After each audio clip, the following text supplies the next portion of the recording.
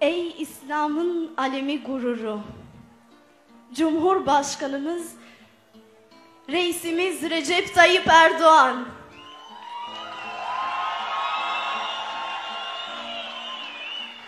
Ben de sizin gibi bir İmam Hatipliyim. Sizlere sevgi dolu İşkoldra İmam Hatip Lisemizden selamlar getirdik. Yemin olun ki Arnavutluk'ta sizi çok seven ve çok dua eden insanlar vardır. Yine hoş geldiniz, sefalar getirdiniz.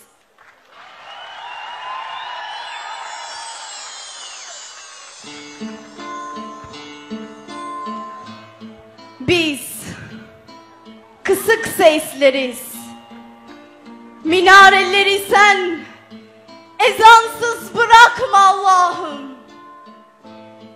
Ya çağır şurada bal yapanlarını, ya kovansız bırakma Allah'ım. Mahyasızdır minareler, gövde kehkeşansız bırakma Allah'ım. Müslümanlıkla yoğrulan yurdu Müslümansız bırakma Allah'ım. Bize güç ver, cihat meydanını pehlivansız bırakma Allah'ım. Kahraman bekleyen yıllarını kahramansız bırakma Allah'ım. Bilelim hasma karşı koymasını, bizi cansız bırakma Allah'ım. Ya dağıt kimsesiz kalan sürünü, ya çobansız bırakma Allah'ım.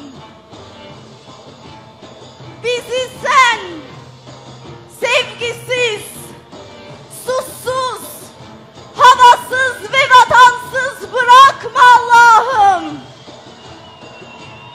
Müslümanlıkla yoğrulan yurdu Müslümansız bırakma Allah'ım.